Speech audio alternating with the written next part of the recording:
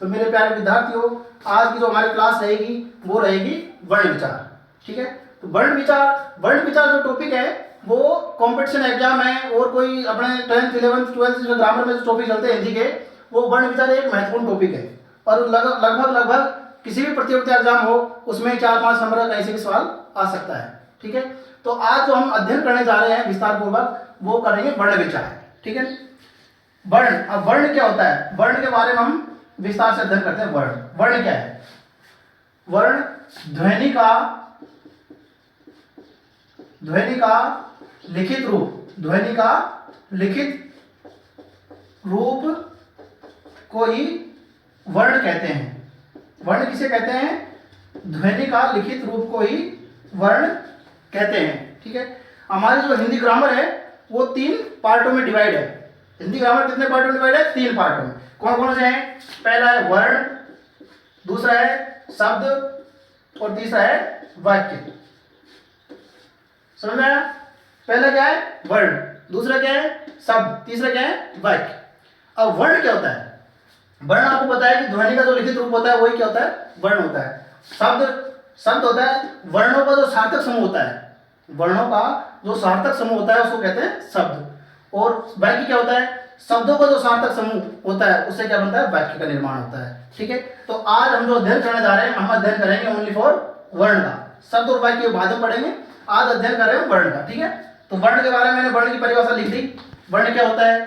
ठीक है, अब ध्वनि, आप देख रहे हो वर्ण की जो परिभाषा है उसमें ध्वनि। ठीक है, तो ध्वनि क्या है? ध्वनि भाषा की सबसे छोटी इकाई होती है। ध्वनि क्या होती है? ध्वनि भाषा की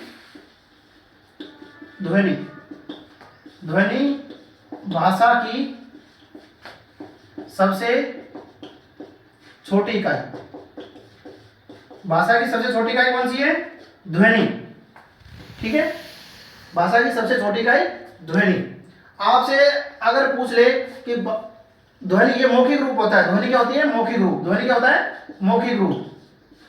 ठीक है, भाषा की सबसे छोटी इकाई 2 होती है, मौखिक रूप से होती है ध्वनि। और अगर आपसे लिखित रूप पूछ ले कि भाषा की सबसे छोटी इकाई लिखित रूप में, तो लिखित रूप में जो होती है वो होता है वर्ण। क्या होता है? वर्ण होता है। ध्वनि का लिखित रूप वर्ण होता है। और भाषा की सबसे छोटी इकाई मौखिक रूप से जो अपन को बोलते हैं, जैसे अ, अपन ने बोला अ, अपने बोला ही है, ये लिख दिया अपने, तो ये लिखित जो लिखा है अपने ये वर्ण है। ये क्या है? वर्ण। ठीक है, तो भाषा की सबसे छोटी इकाई जो होती है लिखित रूप में होती है वो होती है वर्ण। और मौखिक रूप से जो होती है वो होती है ध्वनि। कई प्रकार से कई बार कई ऐसे प्रश्न आ जाते हैं कि भाषा की सबसे छोटी इकाई, अब भाषा की सबसे छोटी इकाई एक मौखिक रूप से होती है एक लिखित रूप से होती है। तो ध्वनि जो होती है उसको अपन अगर ध्वनि अपन बोल रहे हैं मौखिक रूप से बोल रहे हैं, उच्चारण कर रहे हैं ए कै अलंत, ठीक है, तो वो होती है ध्वनि। ठीक है, और उसका अगर ध्वनि का जो लिखित रूप होता है वही होता है वर्ण। आए समझ में? हाँ, तो प्यारे विद्यार्थियों वर्ण आपके समझ में आ गए वर्ण क्या होता है, अभी बताया मैंने आपको। ठीक है, अब देखते हैं अपन वर्ण कितने प्रकार के होते हैं, कितने प्रकार के होते हैं।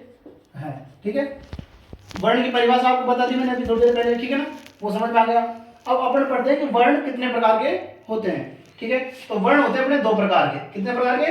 2 प्रकार के। एक होता है स्वर और एक होता है व्यंजन। ठीक है, एक होता है स्वर, एक होता है व्यंजन। ठीक है, अब अपन जो पढ़ेंगे फर्स्ट बार वो पढ़ेंगे स्वर। वो क्या पढ़ेंगे? स्वर। ठीक है, तो स्वर की परिभाषा, स्वर क्या है? स्वर जो अक्षर होता है, स्वर जो वर्ण होते हैं वो कौन से होते हैं और कितने होते हैं? ठीक है, तो स्वर की जो परिभाषा है वो है कि वे वर्ण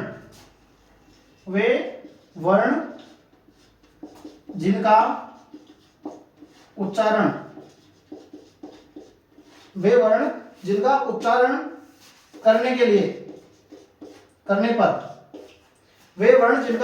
करने पर वायु, अब वायु कहां से उठती है? हमारे फेफड़ों से। ठीक है, तो वे वर्ण जिनका उच्चारण करने पर वायु फेफड़ों से उठकर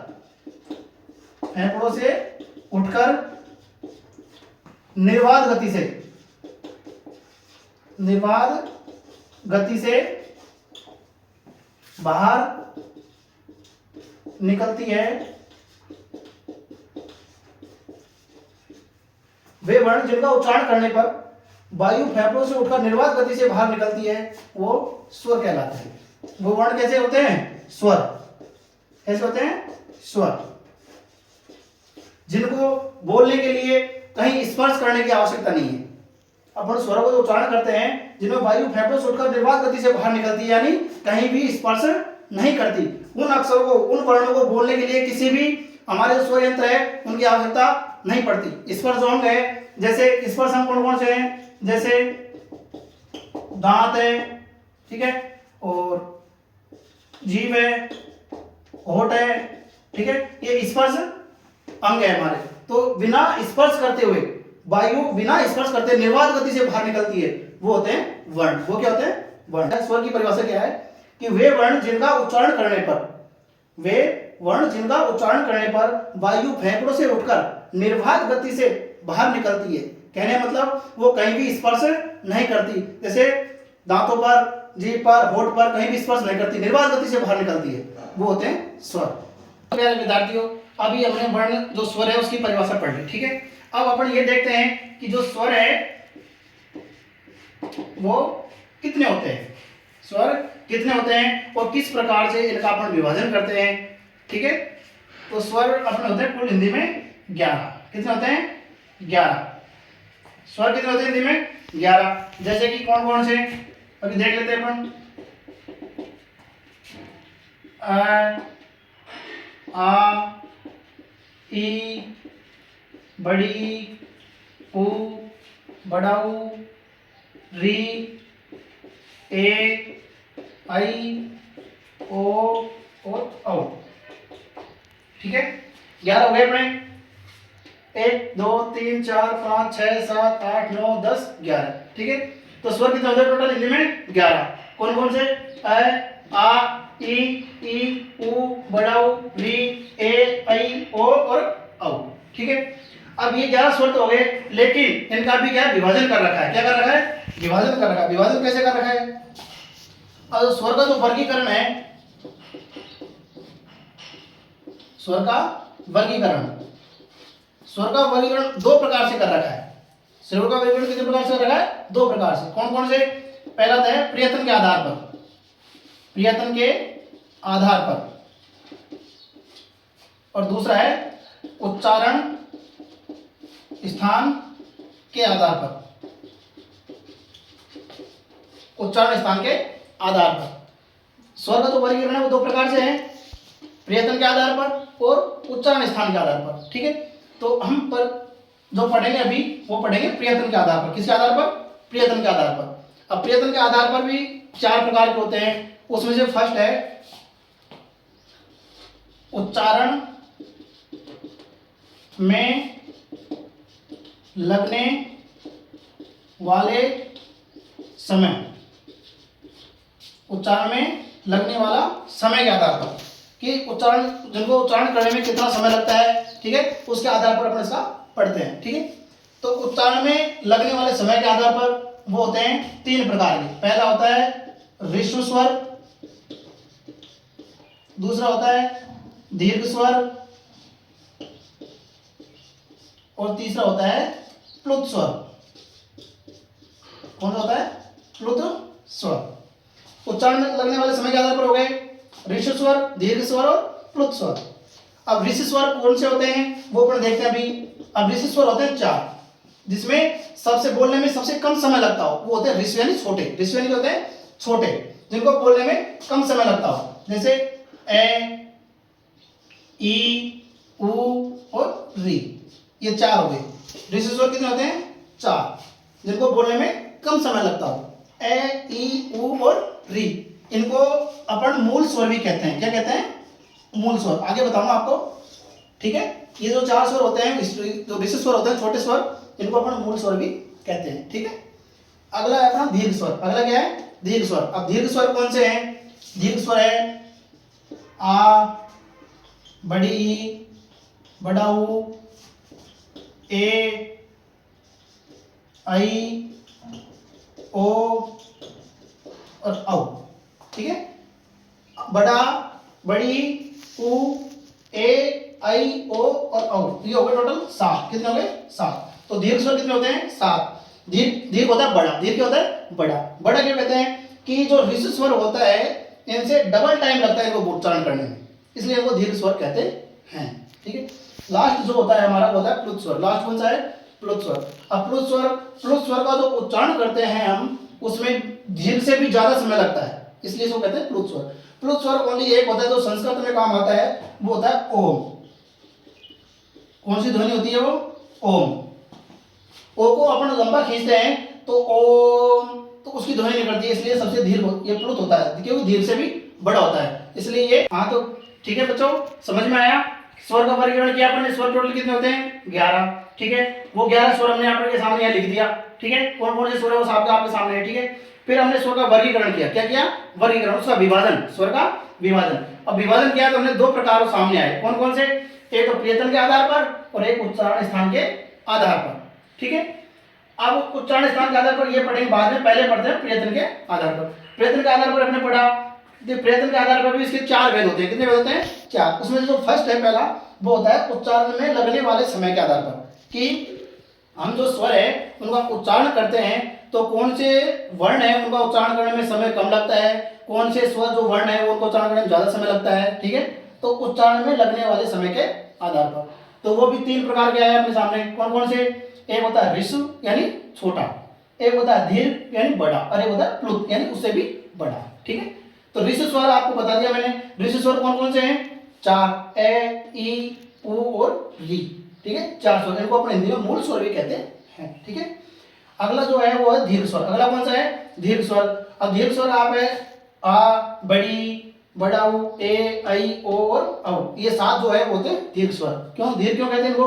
क्योंकि ऋषि से बड़ा है, मतलब इनको बोलने में ऋषि जो स्वर है उनसे ज्यादा समय लगता है, इसलिए इनको दीर्घ स्वर कहते हैं।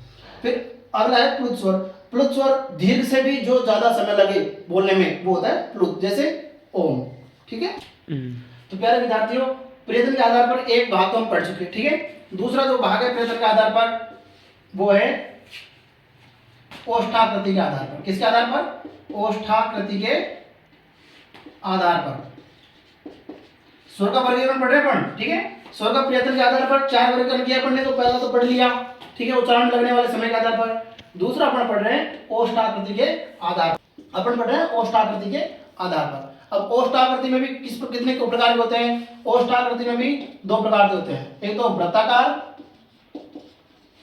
और एक होता है अवृत्ताकार।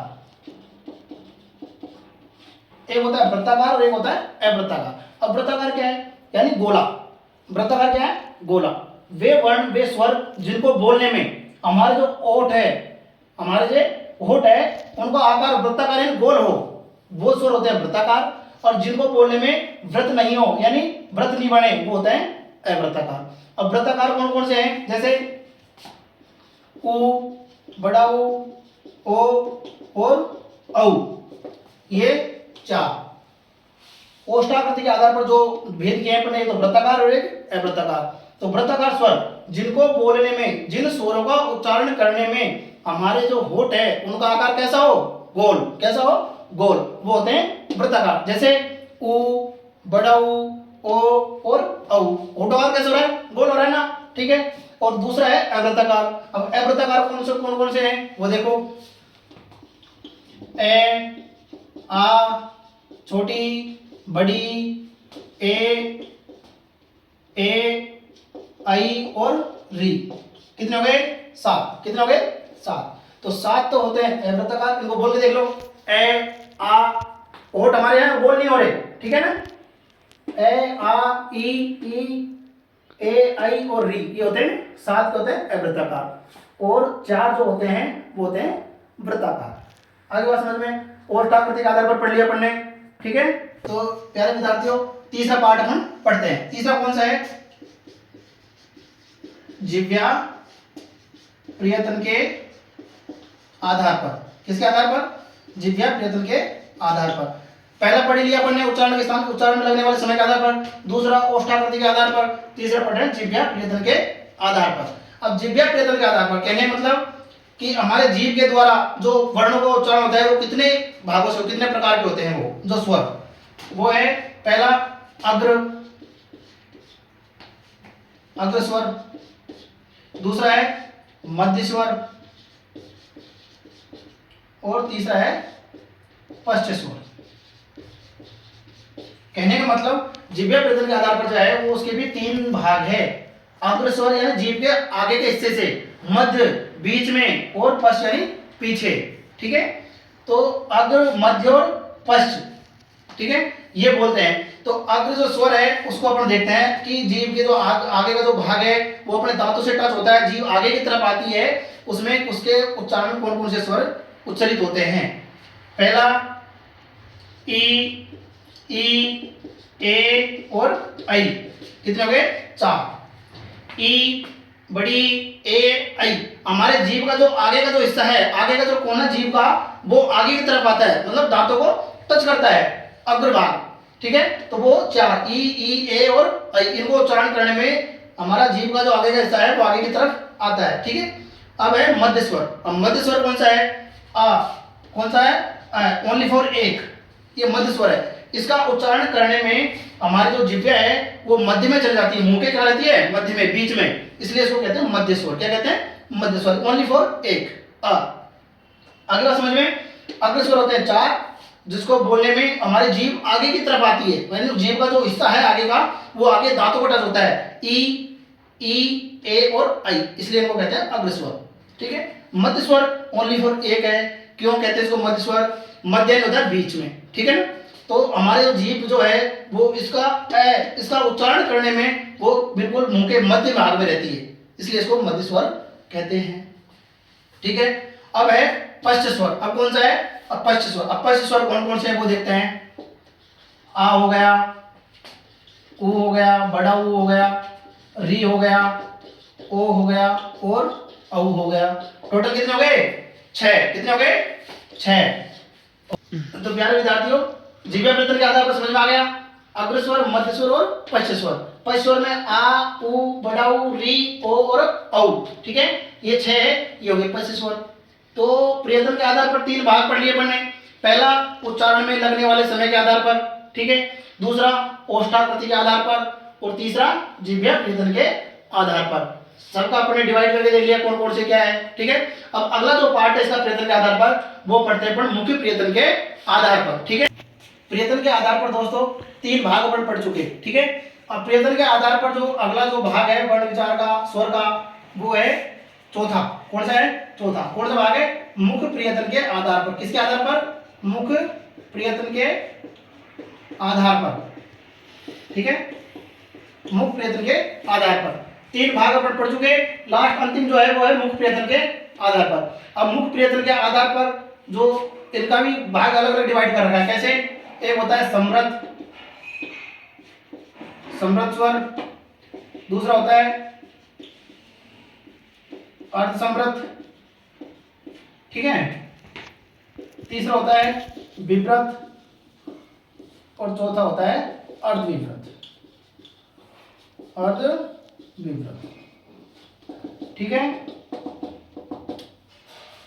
मुख्य प्रियतम के आधार पर कितने डिवाइड हो गए इसके? 4। कितने हो गए? 4। समृद्ध स्वर, अर्ध समृद्ध, विवृत और अर्ध विवृत। ठीक है, अब समृद्ध क्या होते हैं? समृद्ध स्वर क्या होते हैं? समृद्ध के अंदर कौन कौन से स्वर आते हैं जिनका हम उच्चारण करते हैं? तो समृद्ध, पहले ये देखो समृद्ध होता क्या है। ठीक है, समृद्ध कहते किसे हैं? तो मैं एक लाइन लिख देता हूं सबके सामने। समृद्ध वे स्वर जिनके उच्चारण में मुंह लगभग बंद सा रहता है। मुंह लगभग कैसा रहता है? बंद सा रहता है, वो होते हैं समृद्ध। समृद्ध स्वर वे स्वर जिनका उच्चारण करते समय हमारा मुंह है ना वो बिल्कुल लगभग ऐसा लगता है कि बंद सा हो गया। कैसा लगता है? बंद सा हो गया, तो वो समृद्ध स्वर होते हैं। जिनका उच्चारण करते समय मुंह लगभग कैसा होता है? बंद सा रहता है, वो होता है समृद्ध। ठीक है, दूसरा है अर्ध समृद्ध, जिसमें मुंह थोड़ा खुला रहता है, थोड़ा खुला रहता है, मतलब ऐसा नहीं लगता कि बंद रहता है, बंद हो गया। ठीक है, अर्ध समृद्ध में आपको ऐसा नहीं लगेगा कि मुंह बंद हो रहा है। ठीक है, थोड़ा खुला रहता है अर्ध समृद्ध में। ठीक है, विवृत तीसरा भाग कौन सा है? विवृत, जिसमें मुंह, हमारा जो मुंह होता है ना, मुंह वो बिल्कुल सबसे ज्यादा खुला रहता है। मुंह सबसे ज्यादा, यानी सबसे ज्यादा किससे, मतलब समृद्ध से भी, अर्धसमृद्ध से भी और अर्धविवृत से भी सबसे ज्यादा जो खुला रहता है, मुंह खुला रहता है, सबसे ज्यादा मुंह सबसे ज्यादा खुला रहता है। यानी वे स्वर जिनका उच्चारण करने में हमारा मुंह सबसे ज्यादा खुल रहा है वो होता है विवृत। क्या होता है? विवृत। अगला है अर्धविवृत। अगला क्या है? अर्धविवृत। ठीक है, तो अर्धविवृत में हमारा जो मुंह होता है, अर्धविवृत में हमारा जो मुंह होता है वो अर्धसमृद्ध से थोड़ा ज्यादा खुला होता है। ठीक है, विवृत से तो कम होता है। ठीक है, विवृत से तो कम होता है। ठीक है, लेकिन अर्धसमृद्ध से थोड़ा ज्यादा, मुंह अर्धसमृद्ध से थोड़ा ज्यादा खुला रहता है, ज्यादा खुला रहता है। ये नहीं अर्धविवृत में ज्यादा खुला रहता है। इनका अर्धविवृत जो स्वर है ना, अभी बताऊंगा आपको कौन से अर्धविवृत स्वर, समृद्ध स्वर कौन से हैं, अर्धसमृद्ध कौन से हैं, विवृत कौन से हैं, अर्धविवृत कौन से हैं। ठीक है, तो अर्धविवृत है उसमें मुंह है ना विवृत से तो कम और थोड़ा अर्धसमृद्ध से थोड़ा ज्यादा खुला रहता है। मतलब वो स्वर, जो स्वर है उनके उच्चारण करने में अर्धविवृत में अर्धसमृद्ध से ज्यादा मुंह खुला रहता है, तो वो होता है अर्धसमृद्ध। हाँ, तो प्यारे विद्यार्थियों, सबकी परिभाषा आपने देख ली। समृद्ध स्वर क्या होता है, अर्धसमृद्ध क्या होता है, विवृत क्या होता है, अर्धविवृत क्या होता है। अब पढ़ेंगे जो उदाहरण कि समृद्ध स्वर में कौन कौन से स्वर आते हैं। अब समृद्ध स्वर आपने भी देखा है कि जिसको उच्चारण करने में मुंह हमारा क्या है, अक्सर बंद सा रहता है, लगभग क्या होता है, बंद सा रहता है। ठीक है, अब बंद सा रहता है तो वो स्वर कौन कौन से हैं। हाँ, तो इसके उदाहरण लेते हैं अपन। ई, ऊ, बड़ा ऊ और री। कितने हो गए? 5। ई, बड़ी, ऊ, री। उच्चारण करके देखो, इनके उच्चारण करने में हमारा मुंह लगभग कैसे होता है, बंद सा, ऐसा होता है बंद हो रहा हो। ठीक है, ई, बड़ी, ऊ और री, ये 5 जो होते हैं वो होते हैं समृद्ध स्वर। कौन से होते हैं? समृद्ध स्वर। अब है अर्धसमृद्ध। अर्धसमृद्ध में मुंह हमारा थोड़ा क्या होता है, खुला सा होता है। कैसा होता है? खुला सा। अर्धसमृद्ध कौन से होते हैं? देखो, ए और ओ, ए और ओ। ठीक है, अर्धसमृद्ध कौन से होते हैं? ए और ओ। अब अगला है विवृत। अगला कौन सा है? विवृत। मैंने आपको परिभाषा में बताया था कि विवृत जो स्वर होता है उसमें मुंह हमारा सबसे ज्यादा खुला होता है। विवृत स्वर में उसका उच्चारण करने में हमारा जो मुंह होता है वो सबसे ज्यादा खुला रहता है। अब विवृत स्वर ओनली फॉर एक होता है, आ। कौन सा होता है? आ। ये एक हो गया, ये 2 हो गए। ठीक है, आगे उच्चारण करो, आ। मुंह ऐसा रहता है रसगुल्ला आ रहा हो अंदर, ऐसे आ। ठीक है, अब खाना नहीं है अभी। ठीक है, तो विवृत में आ एकमात्र स्वर है जिसके उच्चारण करने में हमारा मुंह ऐसा रहता है, इसमें कोई मिठाई खाने के लिए आ ऐसे करते हो। ठीक है, तो एक स्वर हो गया आ। ठीक है, अगला है अर्धविवृत। अगला कौन सा है? अर्धविवृत। अब अर्धविवृत मैंने आपसे कहा था परिभाषा, कभी कभी इसकी क्या परिभाषा पूछ लेते हैं। जो कंपटीशन जो एग्जाम होता है उसमें क्या करते हैं, कभी कभी इनकी परिभाषा पूछ लेते हैं कि अर्धविवृत और समृद्ध, अर्धसमृद्ध। ठीक है, तो अर्धविवृत क्या होता है कि अर्धविवृत में विवृत से थोड़ा कम लेकिन अर्धसमृद्ध से थोड़ा ज्यादा मुंह खुला रहता है। ठीक है, तो इसके अंदर 3 स्वर है, ए, आई और औ। ए, आई और औ, ये हो गए 3। 5, 2, 7, 1, 8, 3, 11। टोटल डिवाइड हो गए अपने 11 स्वर। समझ में आया? मुख्य वेतन के आधार पर समझ में आ गया। ठीक है, वेतन के आधार पर 4 भाग पढ़ लिए अपने 4। ठीक है, कौन कौन से? एक बार रिवाइज कर लेते हैं। पहला है उच्चारण में लगने वाले समय के आधार पर। ठीक है, दूसरा पढ़ा अपन ने मुख्य, पढ़ लिया अपन ने ओष्ठाकृति के आधार पर। तीसरा पढ़ लिया अपन ने जिह्वा वेतन के आधार पर और चौथा पढ़ लिया अपन ने मुख वेतन के आधार पर। ठीक है दोस्तों, मेरे प्यारे बच्चों, आपको अच्छा लगे, ठीक है, तो लाइक करो, सब्सक्राइब करो, बेल आइकन पर क्लिक करो और जो भी आपको डाउट्स है किसी प्रकार के वो कमेंट करके जरूर बताओ, जिससे कि आपकी जो भी समस्या है किसी प्रकार की वो हमारे तक पहुंचे और उसका हम सॉल्यूशन कर सके। जय हिंद, जय भारत।